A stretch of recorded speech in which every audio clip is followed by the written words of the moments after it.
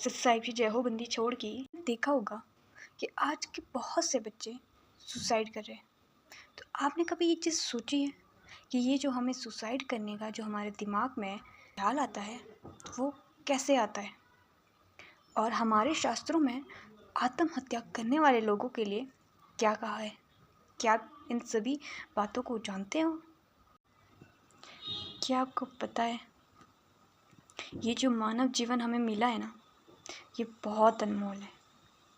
हम छोटी छोटी चीज़ों से, कई लोग बहुत बड़ी चीज़ों से भी डिप्रेशन में आकर सुसाइड कर लेते हैं।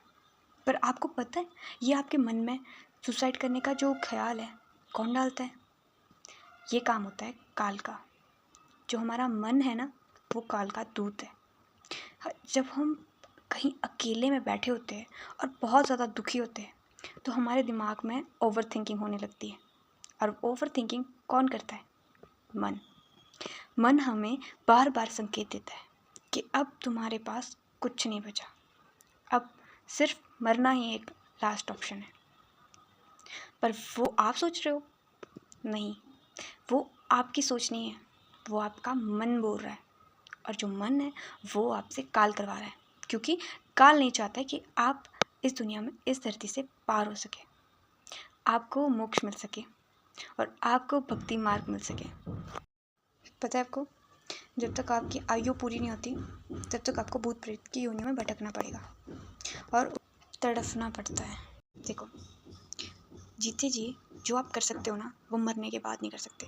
अगर आप में सोचने समझने की क्षमता है तो आप सब कुछ कर सकते हैं। अपने जीवन के जीने के लिए एक इंसान को आधार मत बनाओ, भगवान को बनाओ। ठीक है, उस भगवान को पहचानो। जब भगवान ने तुम्हारा हाथ थामा होगा ना, तुम्हें कभी ऐसा लगेगा ही नहीं कि तुम अकेले हो। ओवर थिंकिंग जैसी चीज़ें आएगी नहीं।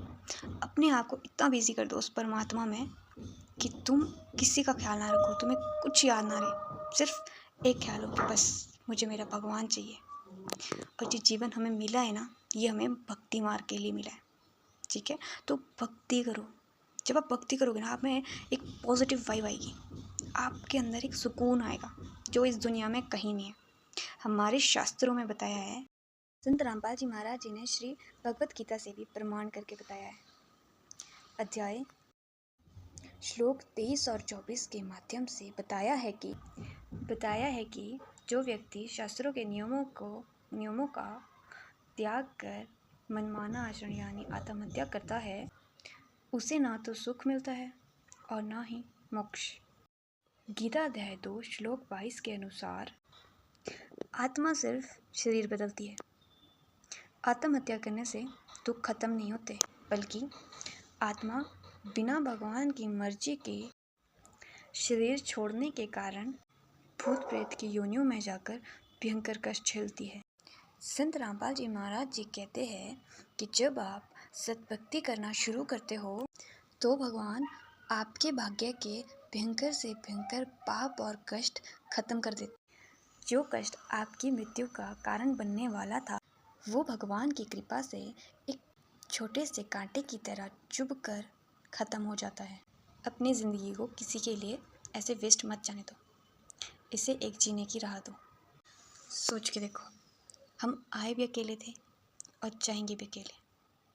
जिस वक्त हम पैदा हुए उस वक्त भी वो भगवान हमारे साथ था, और जब हम मर के जाएंगे तब भी वो भगवान हमेशा हमारे साथ रहेगा।